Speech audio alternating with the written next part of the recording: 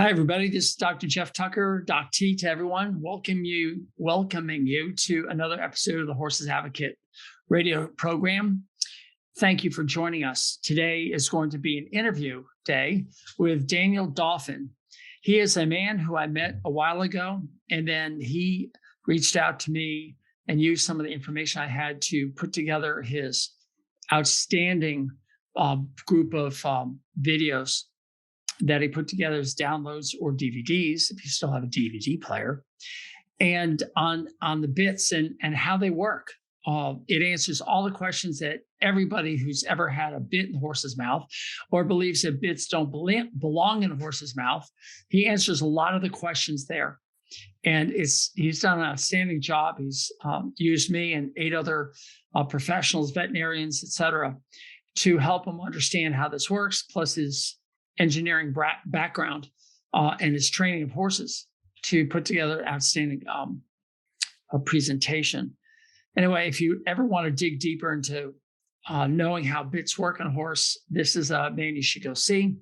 Also, you should check him out for his abilities to work with all sorts of horses, every type of breed and discipline, for horses that have never been ridden before to horses that are just having some problems, and he works down deep and gets them solved. Worth checking out. But he reached out to me and asked if we could do a podcast together. And I said, absolutely. After talking with him for a little bit, we had a lot of like-minded ideas about how horsemanship should be approached, that there's no adjective needed in front of the word horsemanship, that horsemanship can stand on its own. So I want you to be able to listen to this with no prejudice and just listen to what he's got to say. I think he's got a lot of good points, and I hope you enjoy this episode. Also, his links to his website, to his YouTube, to his Facebook page, and to where you can get his videos are all going to be listed on the show notes, which are now have a new home at the Horses Advocate under podcast. Each podcast will have its own page. And in the future, I hope to make these show notes a little bit more extensive than just a paragraph summary. So thanks for joining us, and here we go. All right. Hey. Hello. Technology is amazing, isn't it? It is. Good. I don't know how I'm coming across on your camera, and the little window it's giving me, I'm squished. I think the aspect ratio is off, but let's see. All right. Let's do a real quick no-brainer type deal. You ready? Sure. You ready? Here we go. Coming to you. That's what you look like here. Oops. Let's just hit that button. All right. We're going out. You see it yet? I do not. But it's okay. If I don't look weird to you, then I mean. I love the cheese that's on the back wall. Cheese? Other side. Yeah. Up on the shelf. Oh, you can see all of that? Yeah. Okay. See, it's got me. I'm trying to get this curtain in the background. Yeah. Well, you got 3/4 of the background curtain. And then there there's you other go. stuff. Let me back up to it. See, my window is showing me just a little bit. Oh, get out. I got a border collie that likes to lay down underneath me here. So, you can go. Yeah. You can go to the, do you see the video camera on the lower left-hand side down on the bottom of your screen? It has a little up arrow. Virtual background. Okay. Yeah, there you go. Click that virtual background. And this is what's really cool. It's showing me none. I don't have. So you don't like have. The little window is showing me right now. It's only showing me half of my face. This side of my face is there, and I have nothing to the left. I thought my camera was. I've never actually used the camera in this laptop before, so. Looks good. But okay, well, if you're good, I'm good. If I can, I'm happy to move the laptop around and get any other weird stuff out of the background if it's still there. I love these video filters. Here, I'll show you video filter. These are kind of fun. Let's try this one. Oh, okay. Hi, how are you? Somebody was trying to have a real serious meeting and he accidentally hit these things and he couldn't get rid of them. I'm like, it's easy. You just like, yeah. You can tell that the Secretary of State was video conferencing with his grandkids right before the last one. Yep, that's the one. So you come. What's that? For backgrounds, it says choose virtual background, but then it has none underneath it. I think I'm supposed to have a green screen. Let me see if I click that. No, you don't have a green screen. Yeah. So I can see it's not behind you.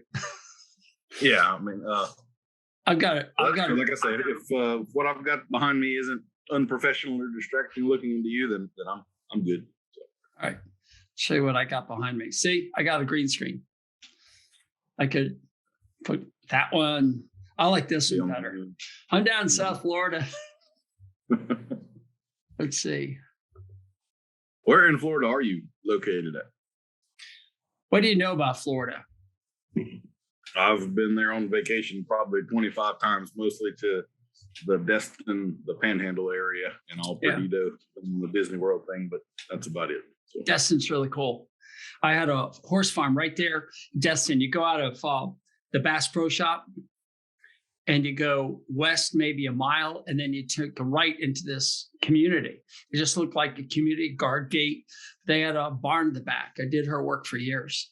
So I like Destin. It's new. But if you go all the way to Orlando and then get on the turnpike and head another 2 hours south of Orlando, you'll see a town called Stewart. And it's really not true because then you have to drive to Stewart, but you're in Palm City at that point. And that's where I live. I'm 100 miles. You south of the Everglades there, or right in that area? I'd say I'd be a little bit north and certainly east. If you go 100 miles south, you'll be in Miami. Okay.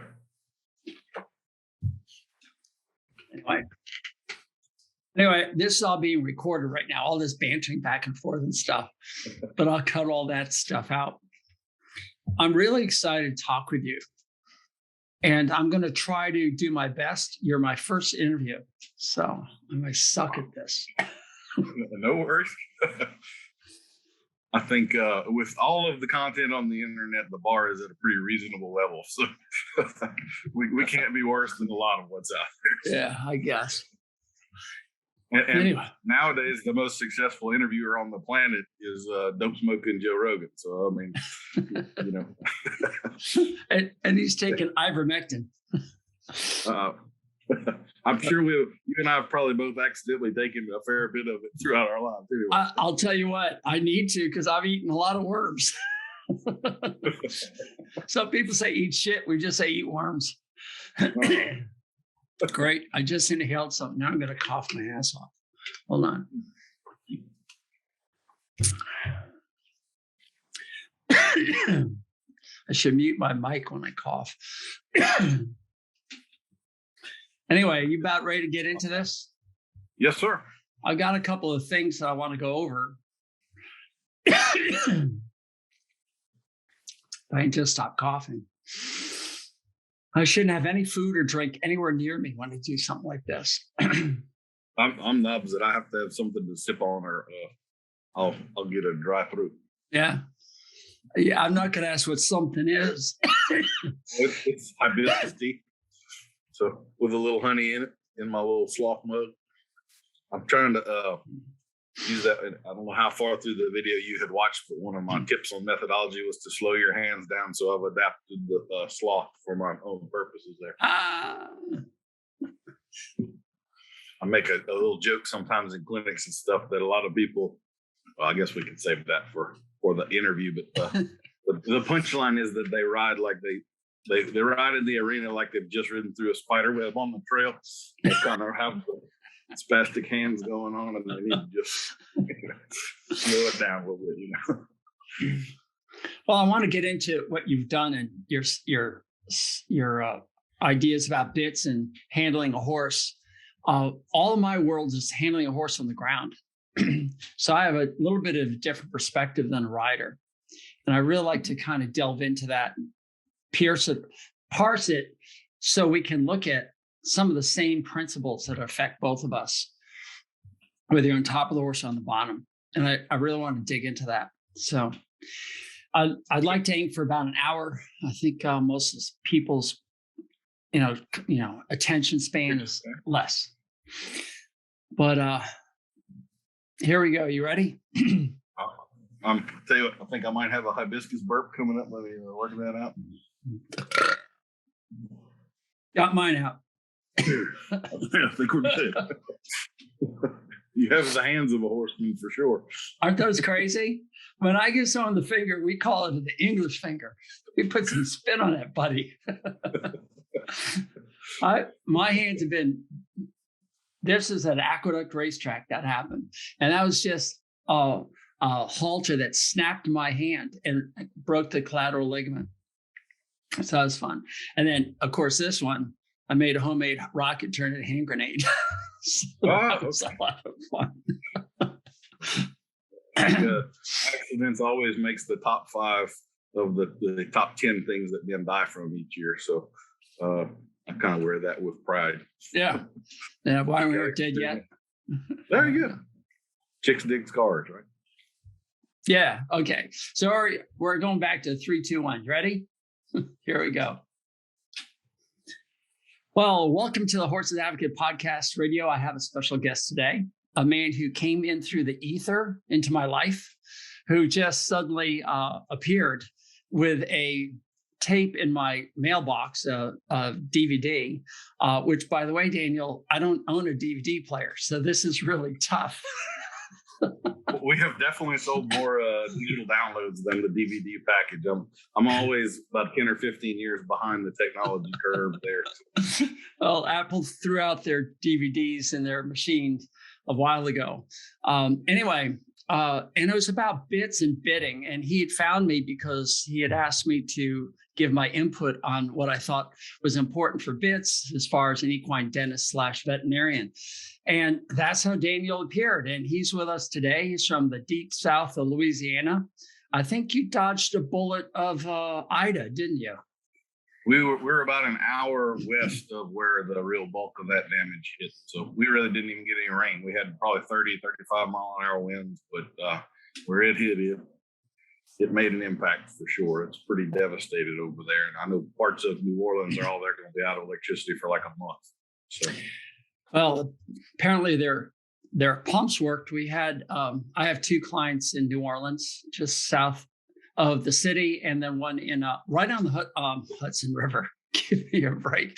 It's in New York, the Mississippi. And then another gal for a little bit more north in Laplace. And she said she was staying and praying. And she said the water made it right up to her barn door, but didn't get in. So she's pretty happy. But they had some pruning done. And we in Florida know all about that. So, yes, sir. Yeah, Katrina hit us. Don't forget, Katrina hit Florida. My son went down. Ivan twice 7 or 8 years ago, too, didn't y'all? Ivan, I think, was further north. I don't know, Wilma, but it doesn't matter. We're almost out of hurricane season, a couple more months, and yay, we're gone. Anyway, Daniel, in a nutshell, is a horseman. And the reason I say horseman is because he and I agree on one thing. It's called horsemanship, and we don't really add words before the word horsemanship. We just like horsemanship.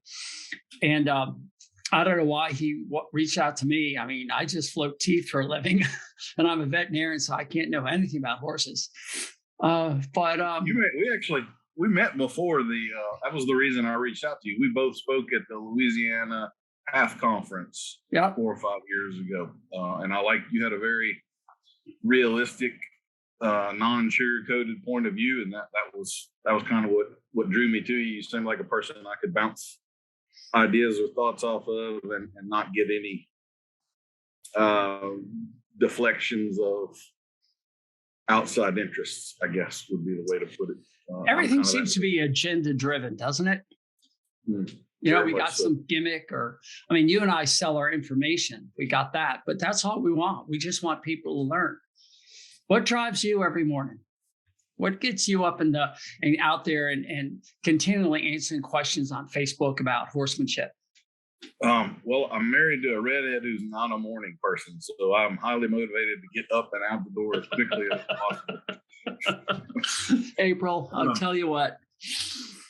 Oh, I can censor that out if you want.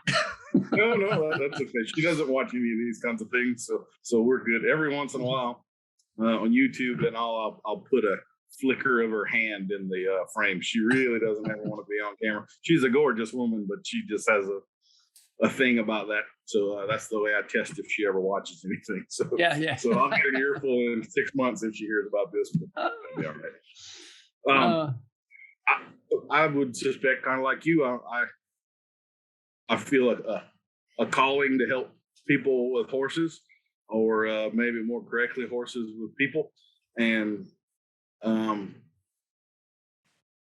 I feel like there's a lot of, kind of like we just said, some information out there that's not maybe as full or as qualified as it might need to be. That was one of the reasons with this video that we did that I wanted to bring in. I think there were 8 or 9 people like yourself that collaborated on it, because I wanted the information to be beyond reproach. I think we made a pretty strong case for everything that we say in there, and some of it is contrary to popular thought or the dogmatic traditions out there, but it's all very science-based and logically laid out, and I think it's all in the best interest of the horse, even where it's contrary to what is common or accepted. But I think if people will look at the information and open their minds and do a little critical thinking, I think we stand a chance of making some good positive changes in the industry. Yeah. The word "if" is how you preface that. If they're willing to open their minds. And you and I are here with the assumption that maybe not everybody, but enough will open their minds and listen, whether it's in how to feed a horse or how to float a horse's teeth. I know in my profession, there are a lot of veterinarians who believe in what I do. They just aren't vocal. They're like the silent people. Whereas the vocal people get up and they start pontificating things that I don't believe in, not based in my experience of 75,000 horses. I'm going to float my 75,000th horse this coming week. It blows my mind. I must be old. And how many horses you've gotten on the back of and helped them overcome their fears. And there's a gal up in Folsom, Louisiana, who I mentioned that I just talked to you last week. And she was so excited. She says she loves you. And I think you know who she is. She's got a therapy riding center who takes horses that are abused or just cast-offs, and she trains them and merges them with children and people who have horrific backgrounds, meaning parents murdered and slaughtered in front of their eyes, and they're really damaged goods. And she brings these horses that are damaged goods together with people, and it's just magic. It's just magic. So I'm going to take a breath here because you've just paused on video. Yeah, it froze on me for a second there. All right. Saying my internet connection is not good. All right.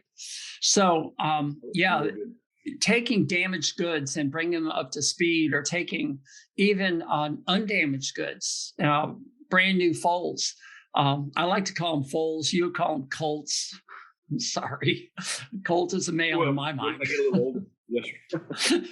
but we look at these young horses that have never had any training, and we apply really good foundation for these horses to go any direction they want and become willing partners 100% of the time.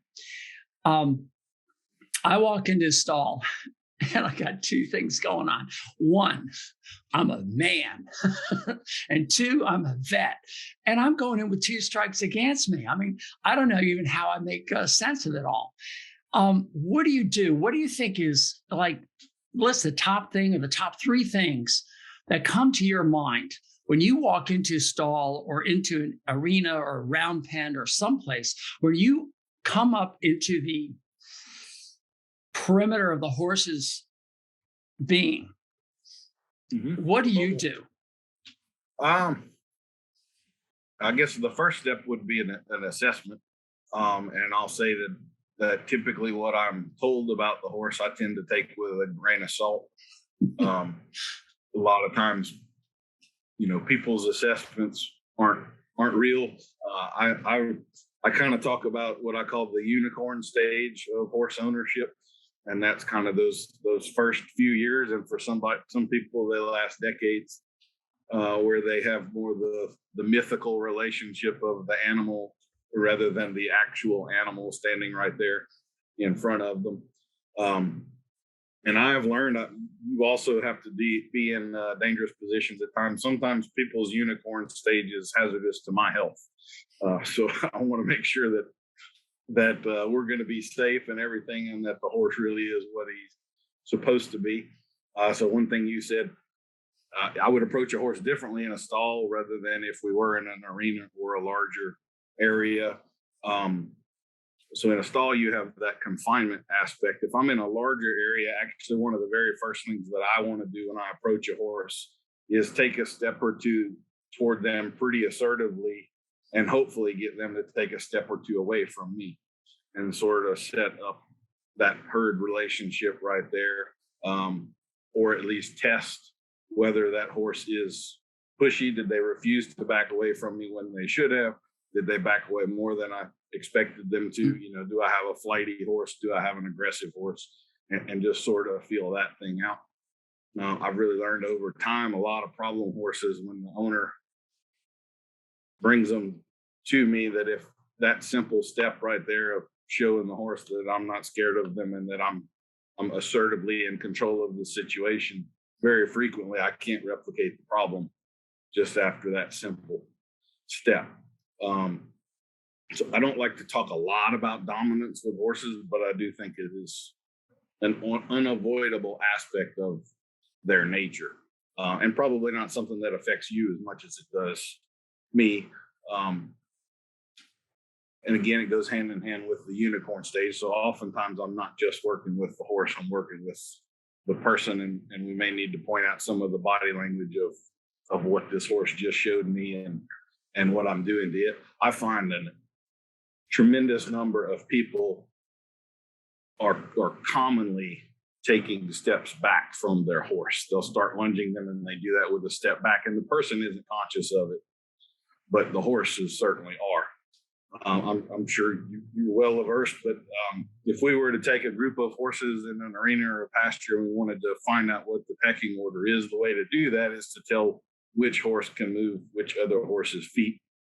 And that's what I'm always trying to set up. Normally, if I'll do that in a pretty subtle way, but right from the start, it avoids larger interaction somewhere down the road. So we do the small thing early rather than the big thing late.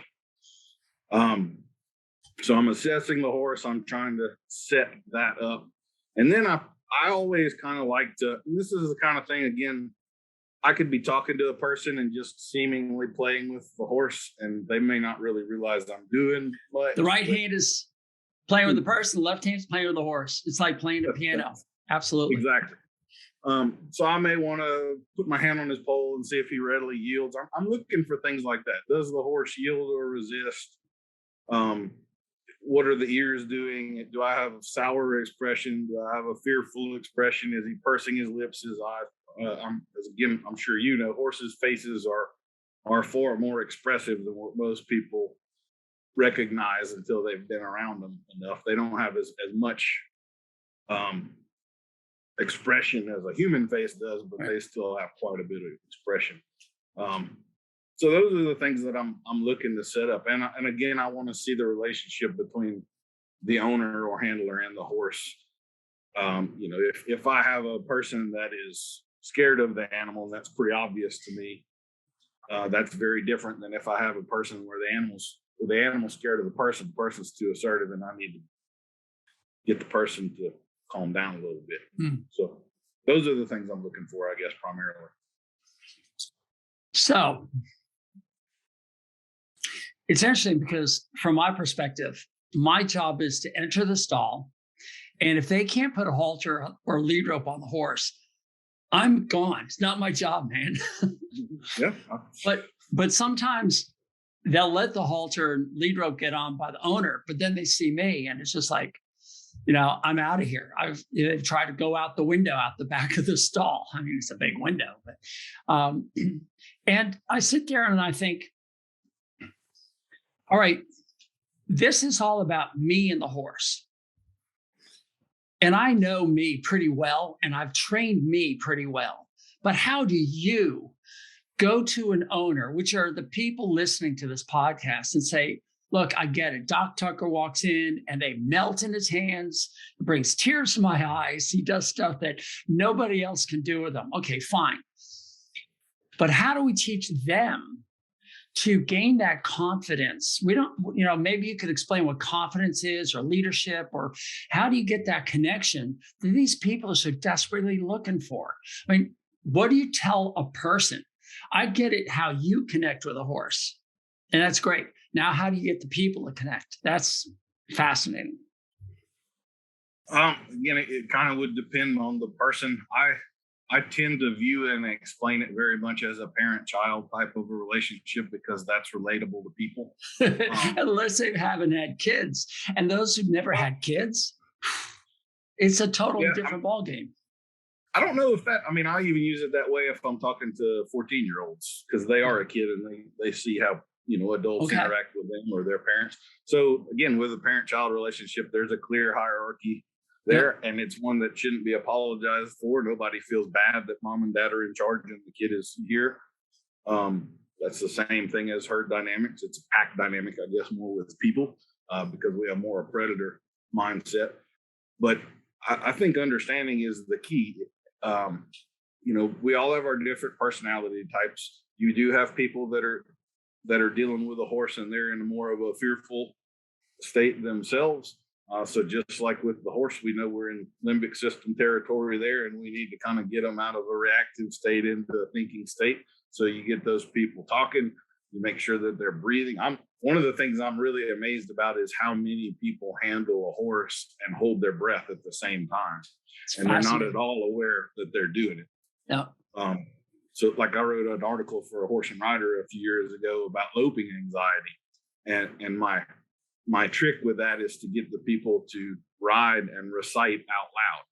Yep. And that does a few things. Psychologically, you have to recite something from memory. So that's getting you out of the limbic system back into your conscious mind and all. It also, because you're doing it out loud, and I make them do it loud. I want them to, if people are 50 or 100 feet away, I want those people to hear them.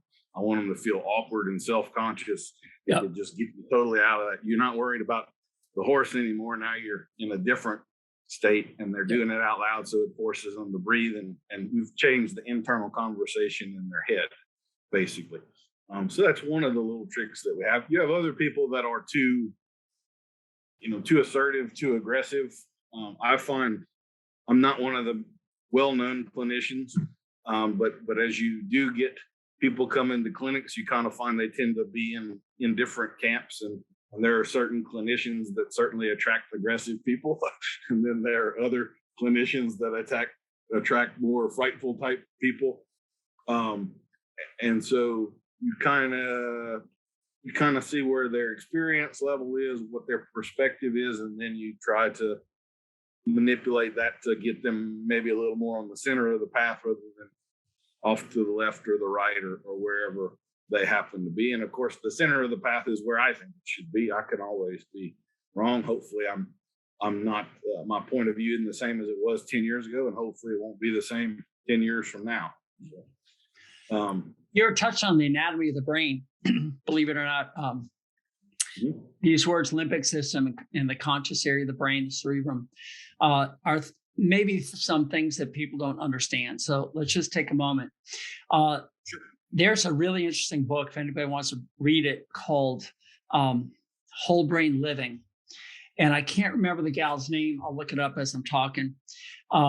It's a fascinating book because she lost the left side of her brain, which is pretty amazing. She lost it to a stroke. It's Jill Bolte Taylor, Bolte Taylor, PhD. She is a neuroanatomist, which I thought was fascinating. So she knew the mapping of the brain. She worked at a rinky-dink school. What was the name of it? Harvard, I think. Harvard Medical. Mm-hmm. So yeah, she pretty much knew what was going on. And she lost the left side of her brain. That's over here. I get so confused when I look at myself. It's just over here. And that's the side that you and I are talking about right now. This is where we have the fight or flight. This is where the limbic system has all of our emotions that try to keep us safe. Where somebody comes into the room right now, look up, oh, it's my wife. Now I'm like, don't you know I'm in the middle of a podcast, right? Or if it's a guy with a machete, I'm going to do things. Bye, Daniel. I'm not even going to sign off. I'm out of here. Okay. That's at flight. All right. Or stand up and fight. And that's the part of the brain of the horse that I think is so tuned in to going to first, because all of our senses, our eyes, our nose, our ears, they all go into that limbic system first. And if it passes muster there, like friend, then they'll go into the thinking brain and say, oh, yes, I remember who you are, where you are, what we're doing. This is my job. That's my willing connection, that partnership. That's what we work on so hard. And a lot of people don't understand that when they come in with their energy just really high and they're fearful and afraid, they're going to connect with the horse at that same level. And you're right in that limbic system, and you'll never get to that higher conscious living, that part of the brain. By the way, the right side of the brain is all about connecting the universe and being in the moment. And I couldn't agree with you more. The breathing, I tell the students that come here to learn how to float teeth, breathe is the most common word we use. Just breathe. And once they start breathing, they relax. And by the way, I know this is a family program, too bad. To get your energy at the most relaxed level, you have to relax your anal sphincter. So if you're about ready to poop in your pants, then you're pretty relaxed. And if I can get them to that stage, boy, the horse is just doing about face. Their ears are listening to you. And I find it fascinating. So your comment of getting these people to connect with a horse and breathing or singing a song or talking or reciting something out loud, brain can't handle two things at once. Absolutely right. Kind of forces you down that path. Now there are other. I actually have a customer. I don't know if I should say this because it will be identifiable, but she too is a neuroscientist, has a PhD in it, and worked with traumatic brain injury people, and then of all things transitioned into being a barefoot horse trainer. And had been around horses a lot. Very intelligent lady, but when she would get in the saddle, her confidence was fairly low. And she had kind of the opposite problem. She would talk out loud to herself constantly, as though she's having a running conversation with the horse. And I've always used the joke that if you're trying to talk to your horse, the bad news is that their native language is Portuguese. So if you're speaking in English, you just have no chance of getting through to them.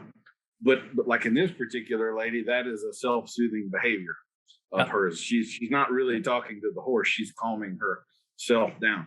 So in one aspect, we can use that with the person that's not being verbal. In another aspect, when you see a person that has that behavior, that's sort of my litmus test for where their confidence is. When I get her to be quiet, that's actually when she's progressed, rather than when she was talking her way through crossing this ditch or doing whatever little thing is going on.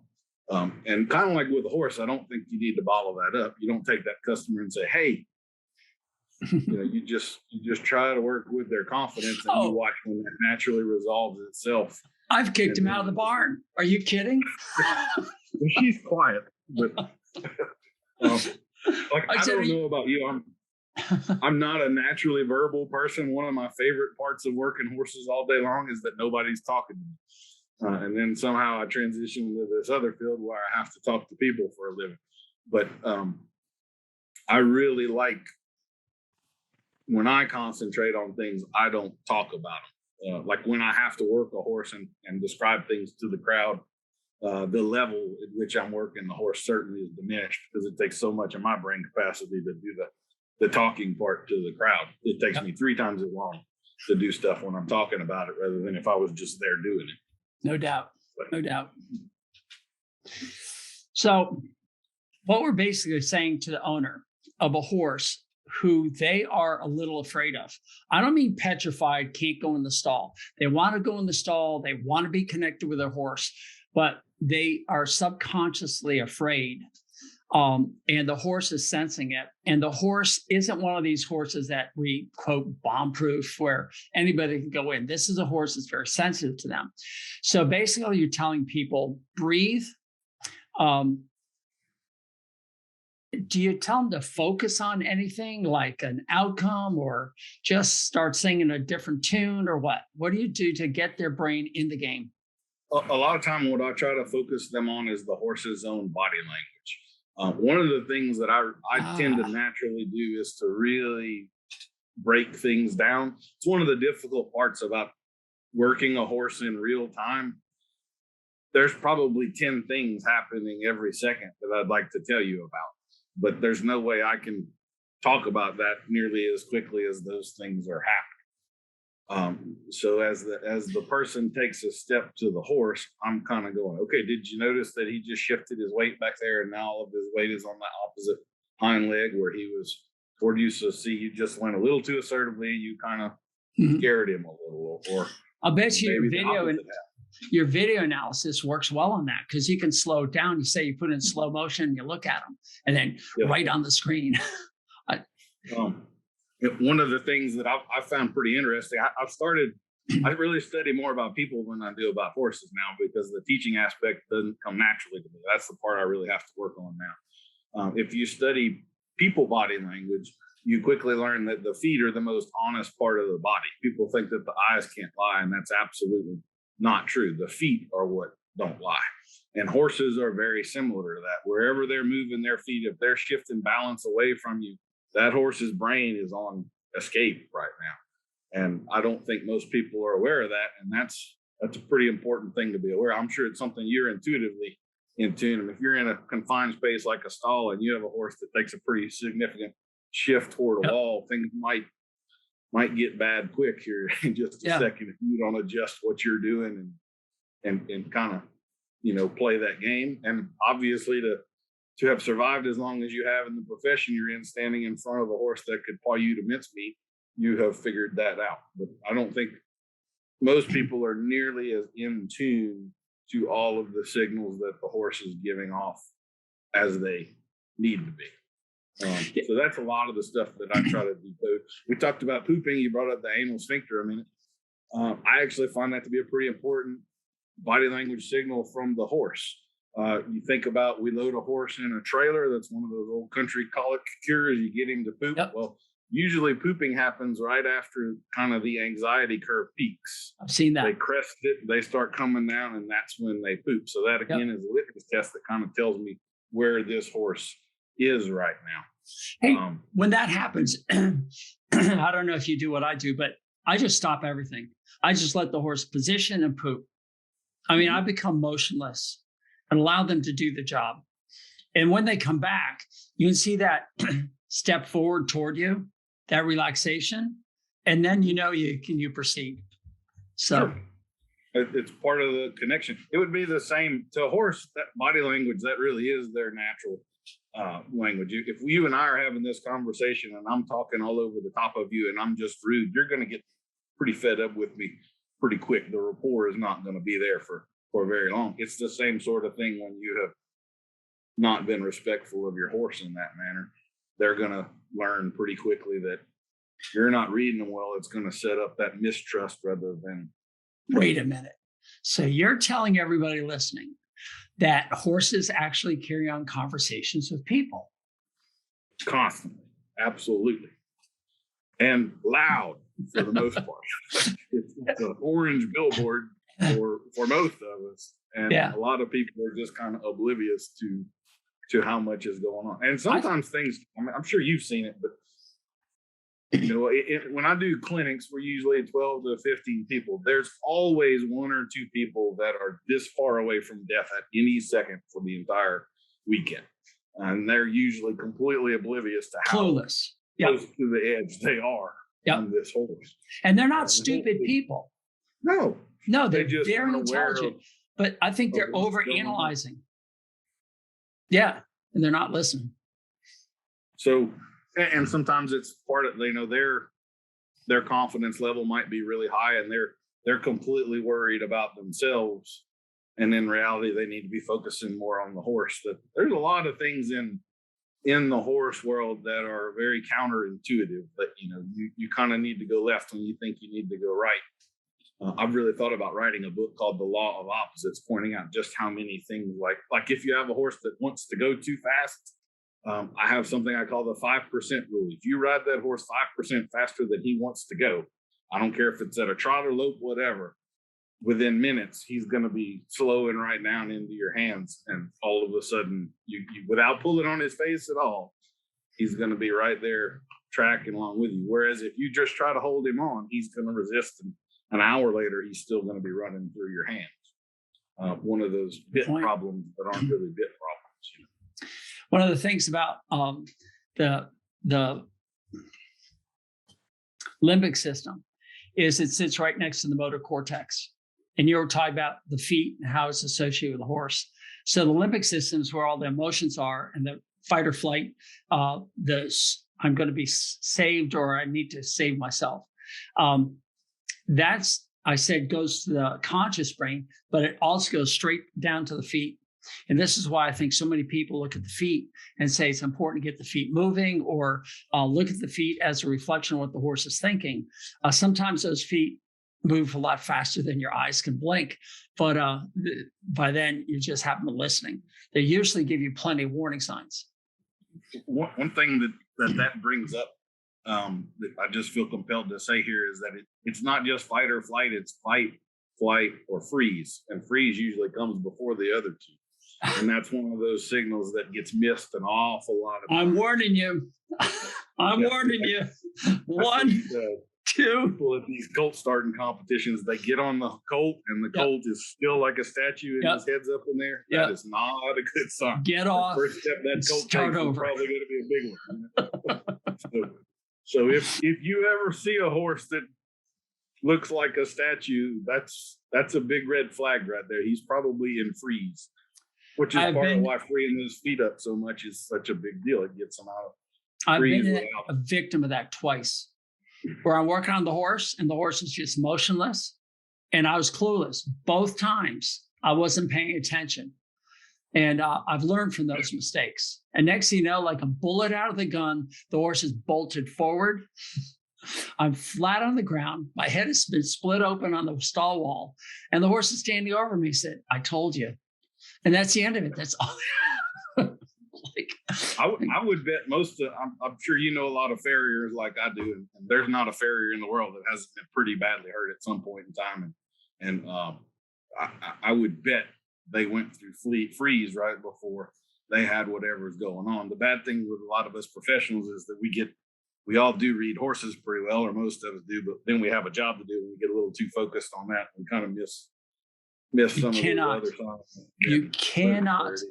And that's a great point. I assume riders, when they get up, they've got a test, or they've got a pattern, or they've got a job in their head. They're, a barrel pattern, or, they're going over their mind, the coaching that they've had over the previous week, and the bell's about to go off or whatever.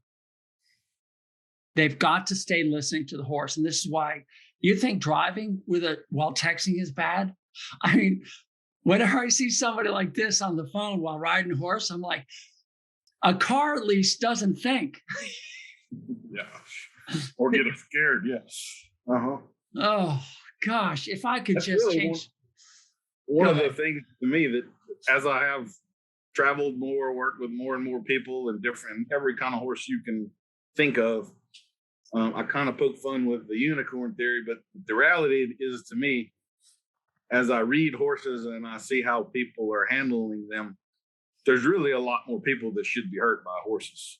It has actually made it a little more romantic to me that they don't kill more of us or hurt more of us for some of the mistakes that we make and that they let us get away with, when in reality. You like science. I'll tell you right now. You now know why Henry Ford was so successful.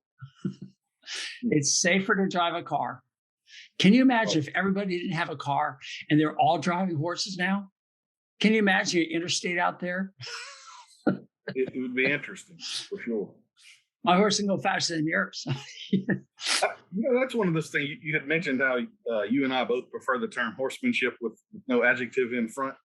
I don't think horsemanship is something new. I mean, I would bet if you went back 100 years, 200 years when horses were part of common life, I would bet you would see that most people had a pretty high level of horsemanship and could kind of get around a horse. And a lot of the things you and I are talking about, they would have intuitively grasped, even though nobody had organized it into a DVD and sold it to them yet.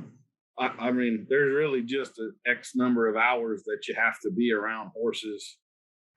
Where I try to come in is that if you do have some instruction and some people that point some things out to you, it can save you a lot of that time. You don't have to learn as many lessons the hard way. But there's always that group of people that have to pee on the hot wire fence for themselves. So yeah, but where are the mentors? Where are the mentors say don't pee on the hot wire? Where are they? I mean, there's one in front of me, you, all right? But then I go on the internet, don't even start. And I see, on YouTube, video after video after video of proclaimed horsemen. And I'm sure a lot of them are really good. How do you think you can fight? That's not to compete with all the noise that's out there. If you learn how to, please tell me. There are some good, like you use YouTube for example. There are some good channels and some skilled horsemen out there. But I mean, I would say the biggest, the ones that have hundreds of thousands of subscribers and all are by and large not people you really should learn. I mean, there's a guy out there that I call him the Jerry Springer of the horse world, and he plays himself off as an expert, but I mean, I'm sure listen, just like I can, you could watch this guy handle a horse for 30 seconds and go, whoa, you are not at a level where you need to be teaching people yet, buddy. You've got a good point, though. Horsemanship is a collection of skills that can be applied to any horse on this planet. And by the way, to any human, frankly speaking. But most people have one horse in their backyard, or two or three tops. And that's all they've had all their lives. That's the only experience they have. And so they know horse A, horse B, horse C, like the back of their hand, and they get along great. And then they start taking shortcuts, and two things happen. One, when they suddenly get a new horse, a disaster occurs. And for me, the worst thing is they start doing their sloppy horsemanship, and a child is watching. And then the child learns sloppy horsemanship. They've become an inadvertent mentor. And I behoove all horse owners to become the best horseman they can possibly be, because they are setting the example for somebody somewhere. And those three horses are going to dwindle down through death, attrition, whatever. And they're going to be replaced by a horse that will kill you, or certainly put you in the hospital. And if you don't learn these basic tenets of how to control yourself and how to connect with a horse, you're not a horseman. You just aren't. And that's a tough pill for a lot of people to swallow. In your case, people come to you and say, I have this horse and I want to learn how to ride this horse. I want to be confident in the woods, on a trail, or whatever competition they're in. And you can effectively make that person and that horse connect through your skills. And you've got a product, an end product that seems to work. Hopefully. Yeah, well, no, I'm sure you do. How do you make that person go on to the next horse? Well, so it'll depend. In my deal, if people are coming to me, I actually generally don't let them ride their own horse to start. Beautiful. And that's kind of become a safety thing in part, again, because a lot of times they've misjudged the situation. So if someone's coming to me for lessons, then I will normally have them bring their horse and I will play with their horse while they play with one of mine. And I know my horses, and I know that they're going to be tolerant of mistakes and nobody's gonna die. And then it gives me a chance to form my own opinion of their I've seen horse. that horse, that paint horse that you've got where you're sitting in the saddle, bracing yourself, and it's just like going along. Your website's a hoot. I just love reading and watching. We try not to take ourselves a little too seriously. Absolutely not. But I actually try to make most people. We normally do 3 rides in the round pen bridles, and that's on one of my horses. And it's just working on the independent seat, particularly if people don't have any experience. That's really the best place to start. If they are a blank slate, we don't have a lot of things that we have to kind of try to erase, muscle memory and things that aren't as productive as they might be. And we try to set them up where they learn that they can turn a horse left and right and trot a circle a little bit smaller than a round pin and a figure 8 and stop and even back up, all without any reins, any bridle whatsoever. And then they kind of earn the bridle. Usually that takes about 3 days. And then they're in a position where we can go work on the actual skills of it. And you learn that the bridle is there to back up your body, not the other way around. And we try to discuss a lot about the body language, what the horse is really showing you here, what the person's body language is. People, just like with not breathing, they tend to do a lot of things they're not aware that they're doing. And really and truly, adults are the worst about that. I have learned if I'm teaching a kid and I tell them to pick their left hand up, they're going to pick their left hand up. If I tell an adult to do that, they're going to pick their left hand up. Their right leg is going to do something. They're going to do 5 things instead of the one simple thing. And I don't know why that is, but that's the way that adults are. So kids really let you keep it simple. For adults, one of the hardest things for them to learn is that it is that simple. They tend to want to make it complicated. One of the examples I use is if you're trying to do a statue of an elephant, all you really have to do is remove everything that isn't an elephant. It's kind of that way with the horse. If it's really complicated, then you're probably wrong in what your approach is, because it isn't really complicated. Yeah. So I probably a little sidetracked not right to there. us. Not to us. But, that's the thing about being an Olympic swimmer. Try to teach a kid how to swim, and you may not be able to communicate that. That can be really difficult for you. Mm-hmm. One of these kind of memes that float around on the internet right now that I really love, I saw not long ago, was that beginning horsemen want to work on intermediate horsemanship, intermediate horsemen want to work on advanced horsemanship, advanced horsemen work on basic horsemanship. And there's a lot of truth in that. Yeah. When we do clinics, part of the assessment thing, the very first thing I do at every single clinic, even if it's a returning group, I have everybody make a semicircle around me. And one by one, I ask them to ride their horse forward 7 steps and stop on the 7th step. Yep. And I count them out loud for the people, and we only worry about the front feet at first. Out of the 12 people, would you like to guess what the most I've ever had that can ride a horse forward 7 steps and stop is? 1. 2. I've had 2. Yeah. And usually it serves a couple purposes. One, it's humble pie, because who can't ride a horse forward 7 steps? Well, once we've done the exercise, it turns out most of it. And it's a little hard to argue with me at that point. And then we play a little game that I call the hokey pokey. So again, getting to the feet. Yep. Now you can ride your horse forward 7 steps. We worked a little bit on pressure and release. I try to get people to play what I call the hot or cold game. So that's kind of the real line of communication with the horse. Most people have very monotone hands, and the horse steps forward and they pick up 5 pounds of pressure or whatever, and the horse takes 3 more steps. Well, it should have been 1 pound of pressure, not 5. And then the next step, it should have gone up to 3, and then it should have gone up to 5, and then to 7, so that the horse learns he's getting farther away from what the goal was. And that makes it very easy for them to understand. So we get it where they can take 7 steps. Well, now can we ride off the left front foot first? And again, there's a lot of maneuvers to set up that if you can't ride a certain foot forward, you can't execute that maneuver smoothly. A lead departure, for instance.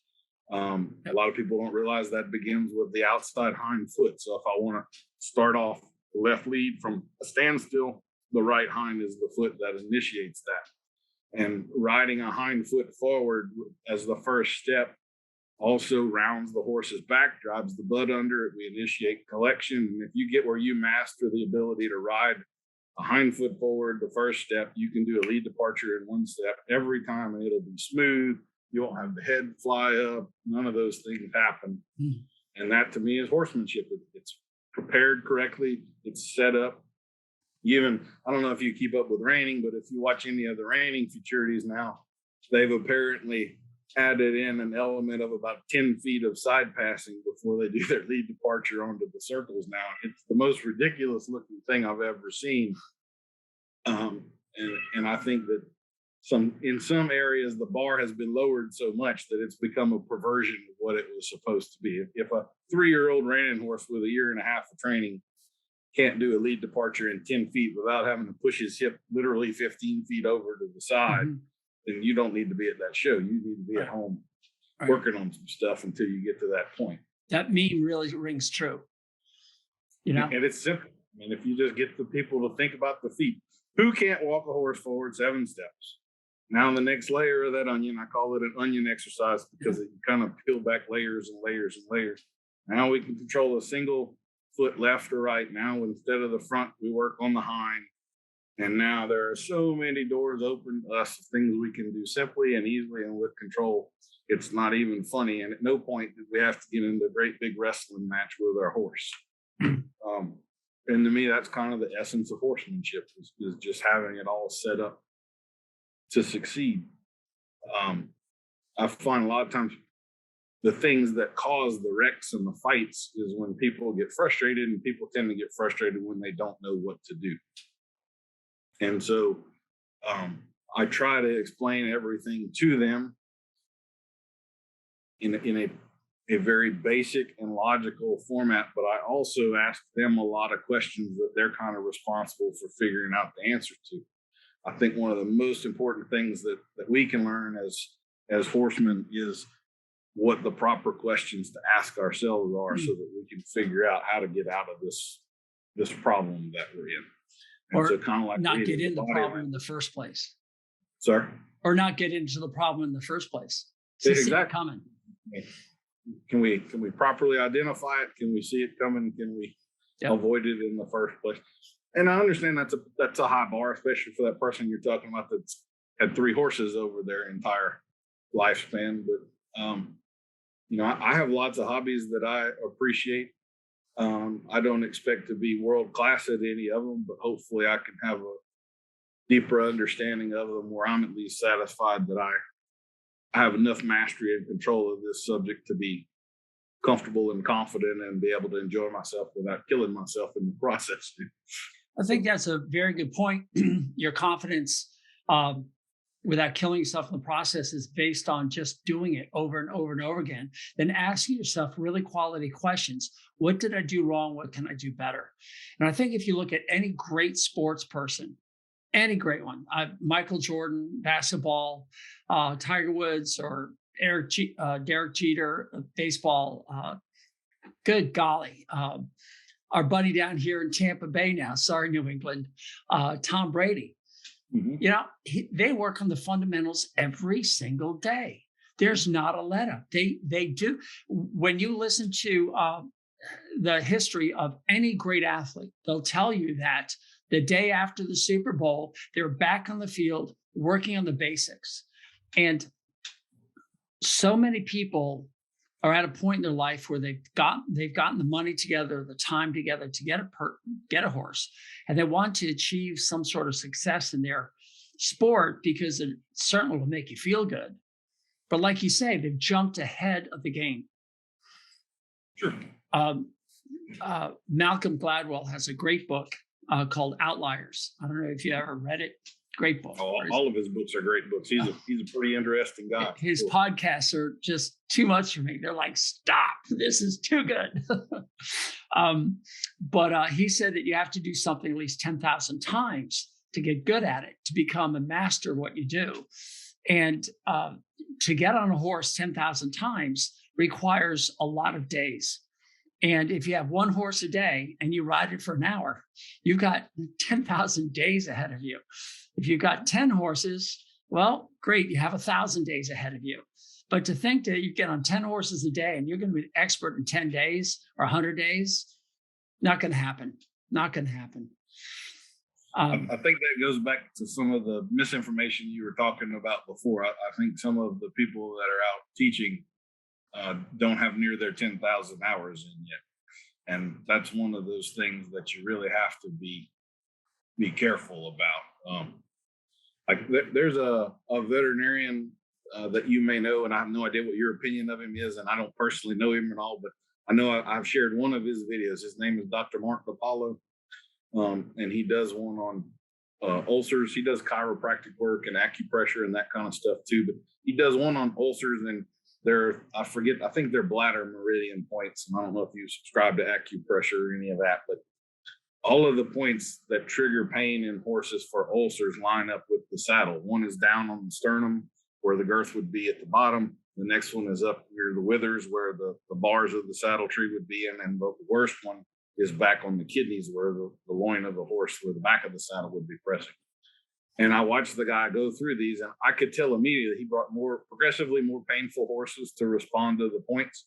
And I could just tell by where he was standing that he knew this horse was fixing to kick at him, and he knew where he could stand and not get kicked. And so I knew that he had his 10,000 hours in. This guy knew his way around the horse, and he knew what he was about to show, and he knew how to safely do it. And so when you see somebody that kind of stumbles through, maybe that's someone you don't need to listen to quite so much. You need to find that person that it's kind of obvious they know this backwards, forward, left, right, and upside down. But the nice thing is they're trying. And as long as they sit down at the end of the day and ask themselves, what could I have done better? I don't know about you.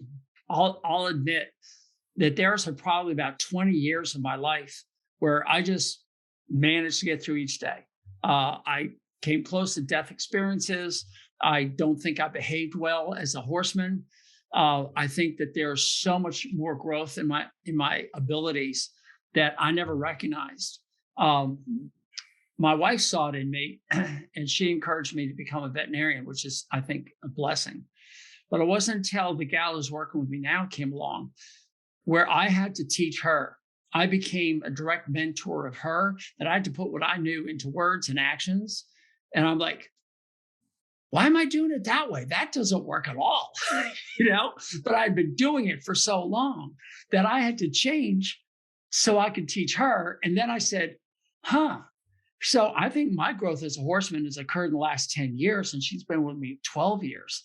And I think we're all blessed if we can come across that. You get people coming to you all the time, whether they're in videos or to your clinics, you're going to their place, they're coming to your place, whatever. And you get to be challenged every day.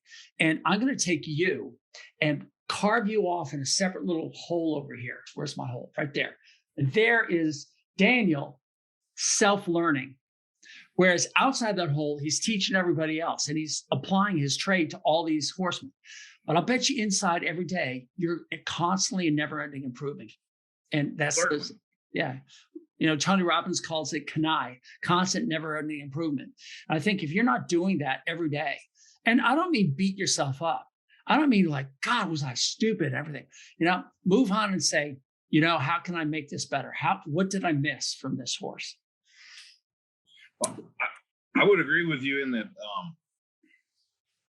I really think there's that saying, and I guess it's one of those that maybe I have my own insecurities about. I have trained horses that have won over $1 million in cutting, but I didn't win the $1 million. I was always the guy at home doing the background work that nobody knew about, and then you have the trainer that goes and shows them. And those are different skill sets. I'm not a master showman. But I've had to fix horses behind some master showmen before too. Yeah. If you know what I mean. Yeah. But usually those guys are pretty high key, and horses can't necessarily take that on a consistent basis for a long period of time. Anyway, the ability to intuitively do things is one step. I would actually say that getting to that level where you can teach those things is a different step and a different skill entirely. I would completely agree with you that me being in the position to have to explain and describe, and really more than that, we talked earlier about the horse in the stall. I mean, I'm sure the same way. You walk in and you can get so many data points from how that horse reacted to you, but you can't necessarily isolate any of those and explain what you actually just saw. Yeah. You just know that you saw something and it means this. Yes. But you may not really be consciously aware of exactly what gave you that impression or all. And teaching people kind of forces you to have to be able to break that down. And like the example of a horse pooping, that was one of those things that I probably wouldn't have become consciously aware of if I wasn't having to explain that in a trailer loading demonstration, and kind of that light bulb came on for me in the middle of talking to other people. And all of a sudden I have another little quip that I can throw out there to help them have a better understanding. So I guess the saying I was going for was that those who can do and those who can't teach. Well, I don't think that that's necessarily true. I really think teaching can be at least a very high level of understanding of a particular subject, but it's really a different skill set entirely to that of training a horse. There are some world-class horsemen that have won tons that do clinics and stuff. They're not always as world-class at teaching people, however, as they are at training horses, or at breaking some of those things down. Sometimes I use the example of walking. If you have to take someone that knew how to walk and they had an accident or something and they have to relearn how to walk, as an adult, all of a sudden you realize how complicated walking really is. All of the nuances of shifting weight and how far that foot goes and all. But the rest of us have our 10,000 hours and we just go through the motions and we don't think about it at all. We're at that mastery step. Yeah. But you explain to a 32-year-old how to walk, and all of a sudden you realize you don't know nearly as much about walking as you thought you did. So that's been the good part of this journey for me, is it really forces you to break it down and get to a deeper understanding of it yourself. Well, I still haven't gotten to that spot. I had one gal, I was teaching how to float teeth, and she was having trouble with this one horse. The horse is just resisting. And I took my hands on the back of her shoulder and just moved her maybe 5 or 10 degrees, just moved her. And the horse went, relaxed like that. Mm-hmm. And she went ahead and did what she was trying to do with no effort. The horse had no resistance.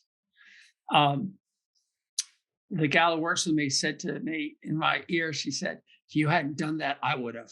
So we both saw what needed to be done. She didn't see it. And when she got done with the procedure, she turned around and tears were flowing down her eyes because she didn't realize how subtle some of these things are. She hadn't learned how to hear this from the horse and how to give back. I still don't know how to teach that. It's some of the subtle things are so subtle that the only thing is you're going to learn it if you keep doing it. But you got to give them the safety.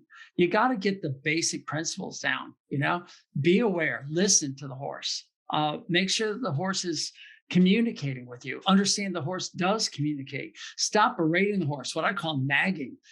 Stand still, do this, don't do that. It's all nagging. That's what men call it. But turn into cheerleaders. Thank you. You're doing great. I'm so proud of you. That was brilliant. Stuff like that. The horses hear these words. They hear and feel your energy. And they're like, oh, yeah, but I've yet to teach it. I'm looking at the time and we're getting toward the end, and I want to go into the bits because that is your forte. And I've found fascinating that you were trained as an engineer and then a horseman. So that's like, I love physics and math. So like, I can relate.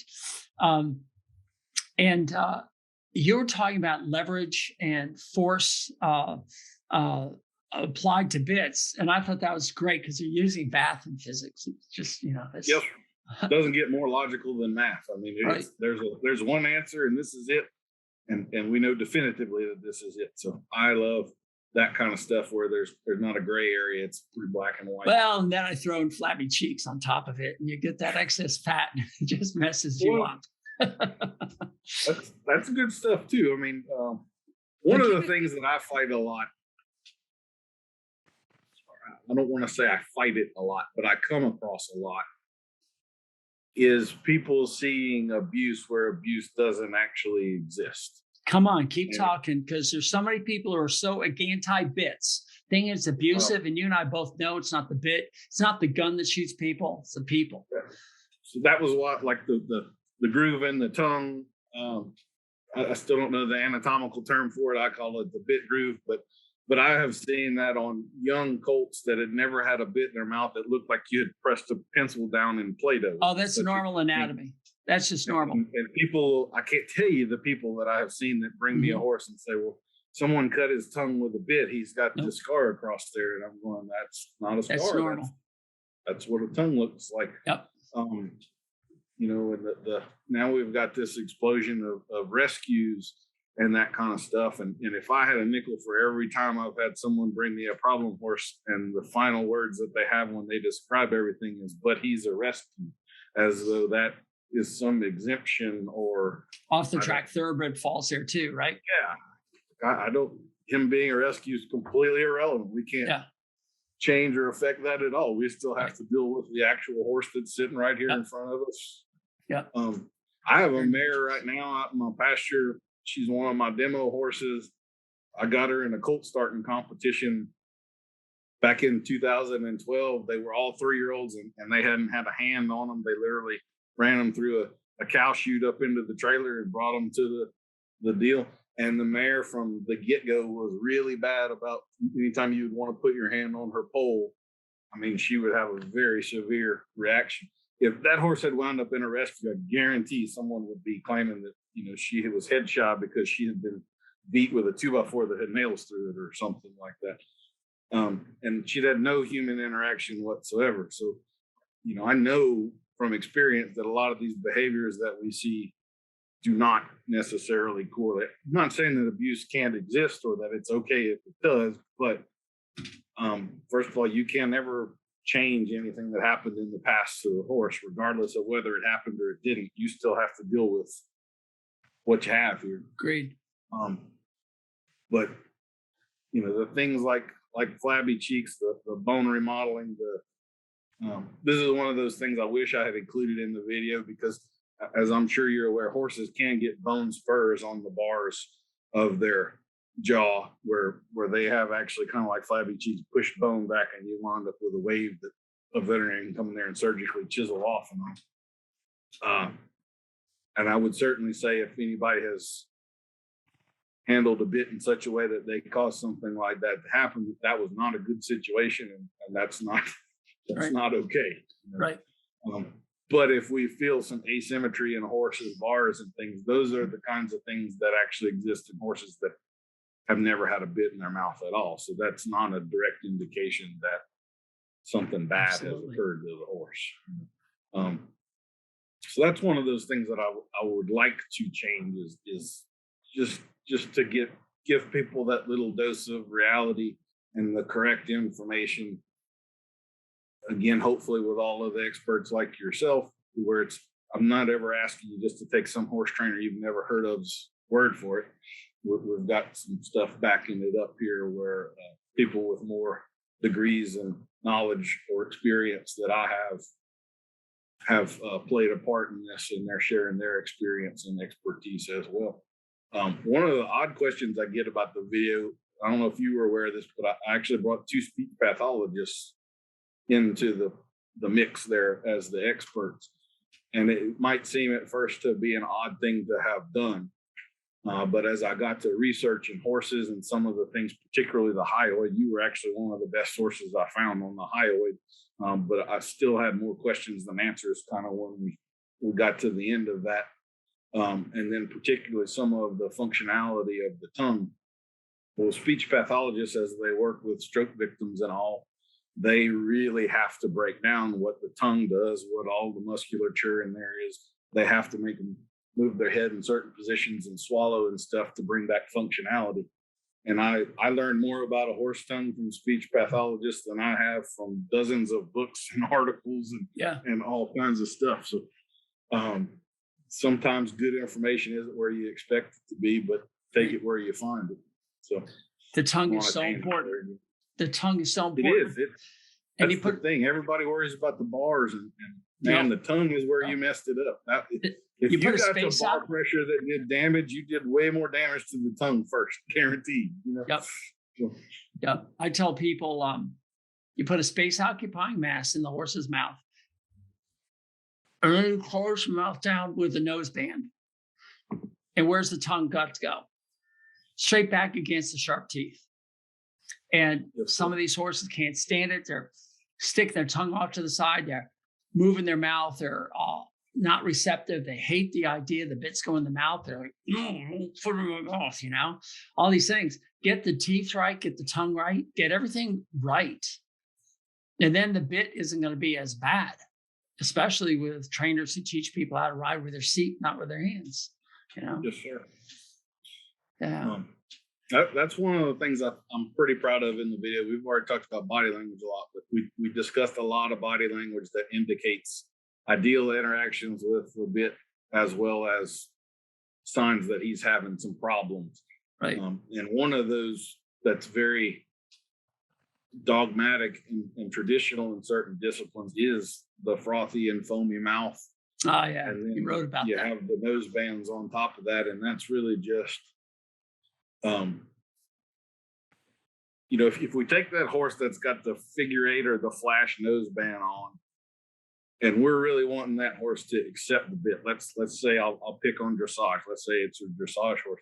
Why don't we pull that thing off just one day, put the horse in the arena with just the bit on and no nose band, and let's see how bad this is actually going to look when he actually has the freedom to express how bad this really is to him. And if it's dramatically different than what he looks like with the nose band on, then the functional aspect that nose band was doing was masking bad body language. That was really all it helped with. And how about we just have a better interaction where the bad body language goes away and he's actually happy, rather than we just masked him so he couldn't show his displeasure.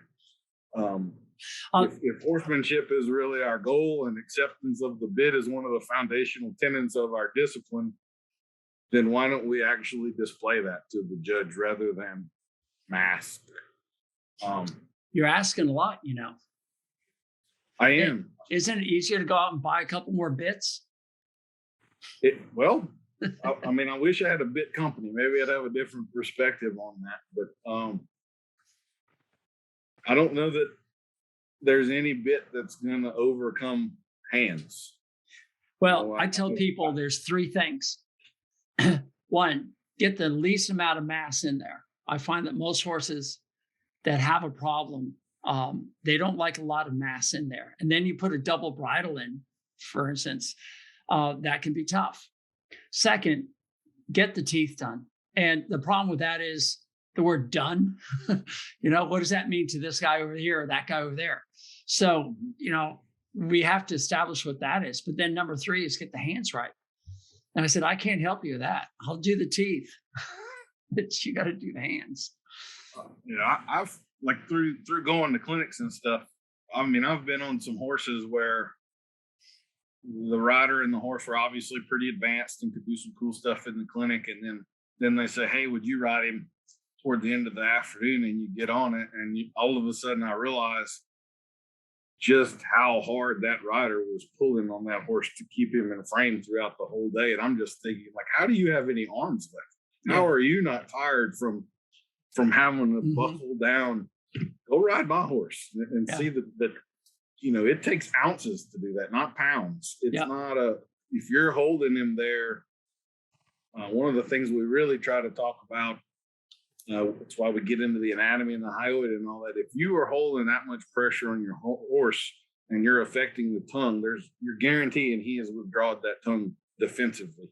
Now you've contracted a muscle, the very first muscle in the entire chain that we're affecting. And if you've started tension there, it transmitted back. His pole is tense, his neck is tense, his back is tense, every single part of that horse is tense. And it all began with you pulling too hard on his tongue in the beginning. And if you really are interested in this picture of a natural looking horse, you have to keep his tongue happy in the beginning. If his tongue isn't happy, you don't have a chance of really presenting that picture to someone that can actually read body language.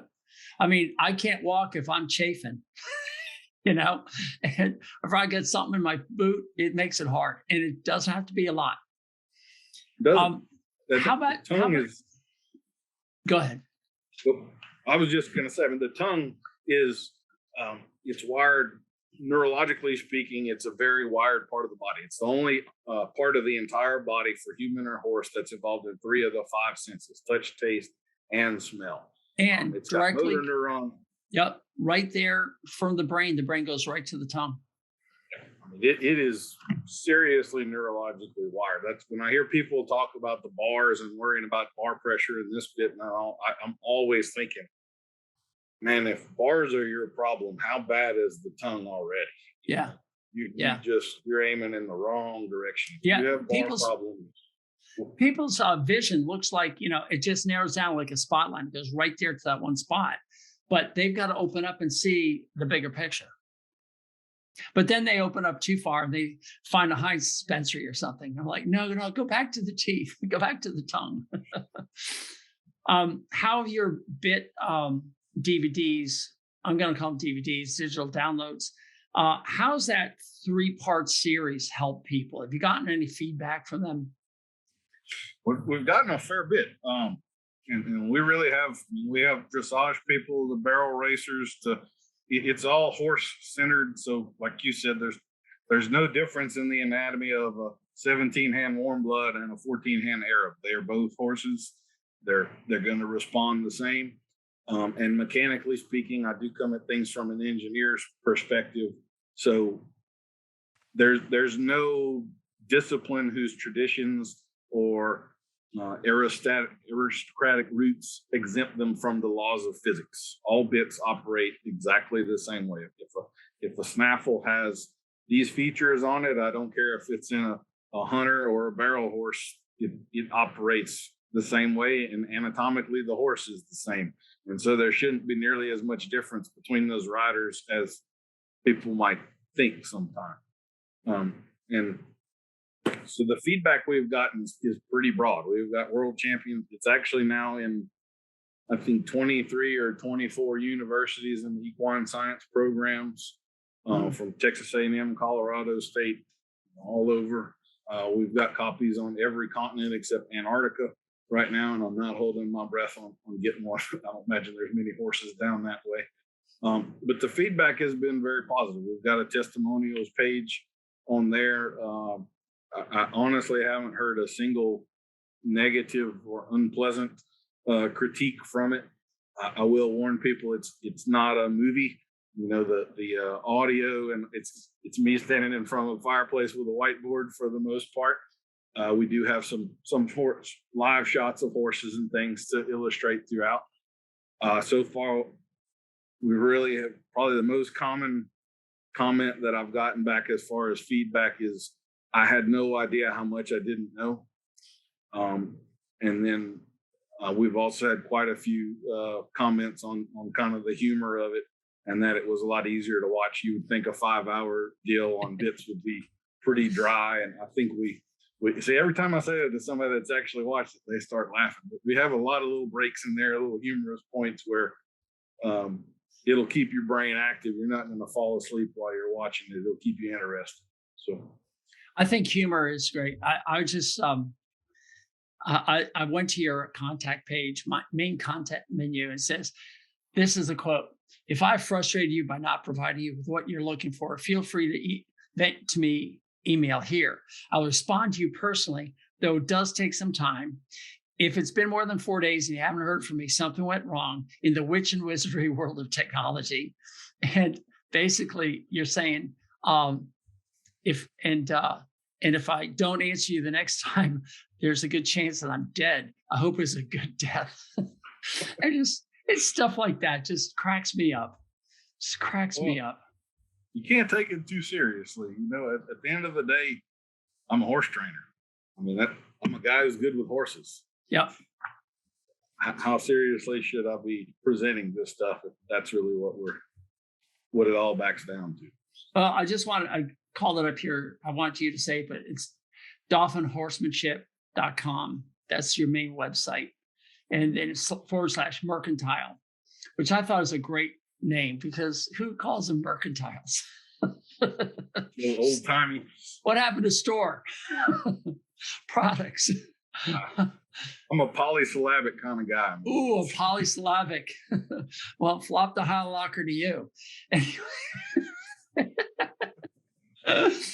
Anyway, Dauphin, the horsemanship. I'm going to make sure that gets in the notes. You've got a website. You've got Facebook. You have a Facebook group too, right? And that's called Bits the Bits, Spurs, and Good Sense. Yeah.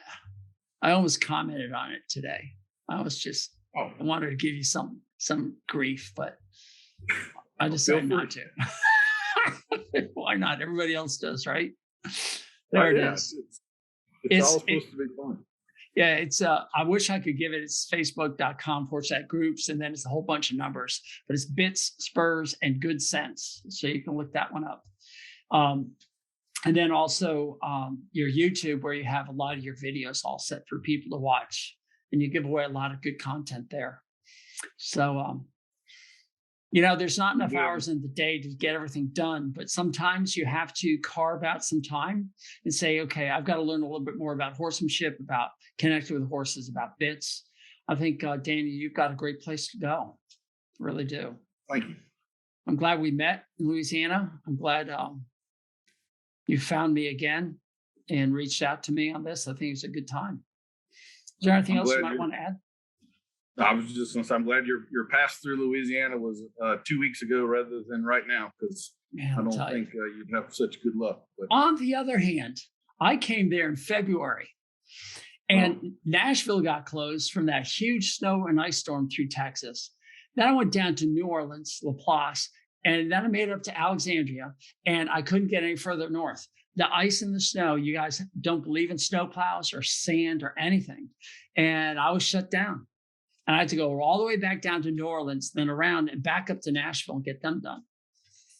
So we have had, in my lifetime, I'm 44, it has snowed or iced in Lafayette down here 3 times, and it's all been since global warming has taken over the world. So go figure.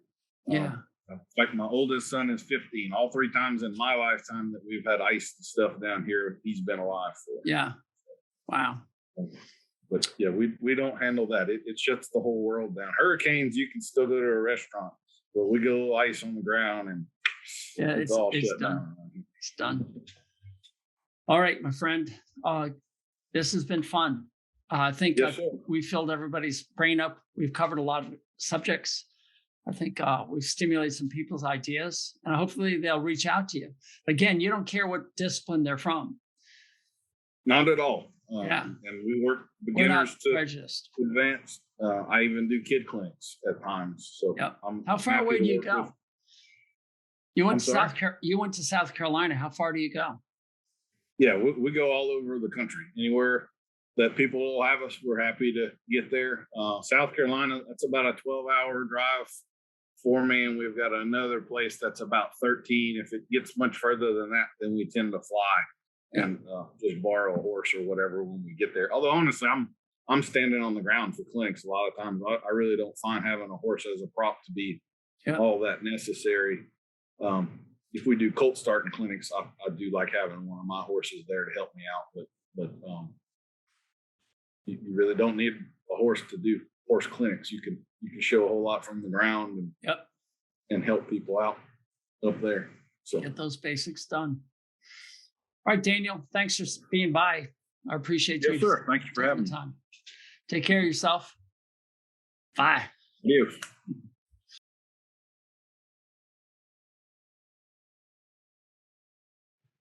Hey everyone, Doc T here. Thank you for listening to my content. Would you do me a huge favor? Would you please subscribe, comment, like, thumbs up, and give a star review? However it's presented to you, I want you to do that. There's two reasons. The first, of course, is to improve this product. This way I know what you like, what you don't like, what I can improve upon, what topics you want me to cover. But more importantly, it's also going to help others find me. And by doing that, you are now engaged in this mission of helping horses thrive in a human world. By you helping, we can reach others. And that I would be so grateful for. And remember, go to thehorsesadvocate.com for updates on this information. Thehorsesadvocate.com. And again, thank you so much for being here. Doc T out.